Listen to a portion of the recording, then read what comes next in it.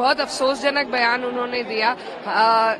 हमारे बाबा साहब ने सिर्फ पिछड़ों और दलितों के लिए नहीं बल्कि सभी के लिए अधिकारों की बात उन्होंने संविधान में की है। इस तरीके से अगर अपमानित किया जाएगा तो हिंदुस्तान बर्दाश्त नहीं करेगा। BR अम्बेडकर पर टिप्पणी को लेकर संसद में बवाल मच गया है। विपक्षी दल केंद्रीय गृह मंत्री अमित शाह के बयान पर सरकार को घेर रहा है। इसी मुद्दे पर संसद के दोनों सदनों में विपक्षी दलों ने जमकर हंगामा किया। कांग्रेस अमित शाह के इस्तीफे की मांग कर रही है।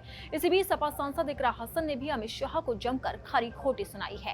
तो क्या कुछ कहा इकरा हसन ने, चलिए सबसे पहले आपको वो सुना देते हैं। आज एकदम प्रोटेस्ट सामने दिख रहा है। दोनों ही कह रहे हैं कि बाबा साहब का सम्मान करना चाहिए, चाहे बीजेपी हो चाहे विपक्षी दल, आप लोग सभी। लेकिन बीजेपी के कहने में और करने में फर्क है।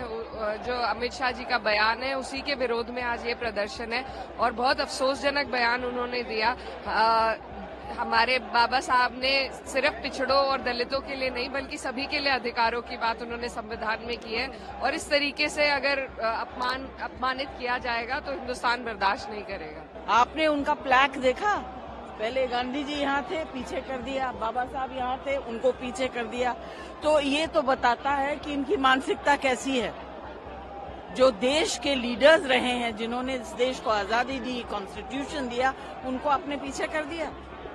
साफ तौर पर कह रहे हैं कि हमने भारत रत्न बाबा साहब को। अरे वो कुछ भी कहे, कर कुछ रहे हैं, बोल कुछ रहे हैं, कर कुछ रहे हैं, बोल कुछ रहे हैं, कर कुछ रहे हैं।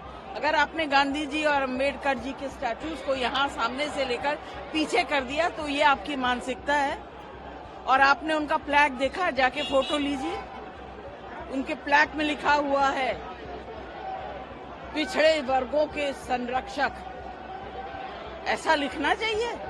देश के संरक्षक है, संविधान के संरक्षक हैं, पिछड़े वर्गों को क्यों?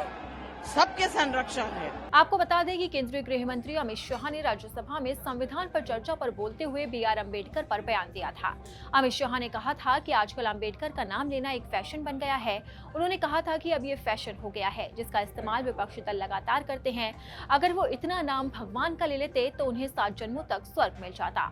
उनके इसी बयान पर अब भूचाल आ गया है। सड़क से लेकर संसद तक विपक्ष लगातार आक्रामक है और केंद्रीय गृह मंत्री अमित शाह के इस्तीफे की मांग की जा रही है।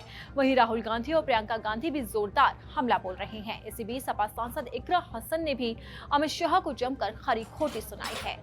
अगर आपको हमारा ये वीडियो पसंद आया तो इसे लाइक और शेयर जरूर करें। अगर अब तक आपने दैनिक जागरण को सब्सक्राइब नहीं किया है तो लेटेस्ट खबरों को जानने के लिए आप दैनिक जागरण को जरूर सब्सक्राइब करें।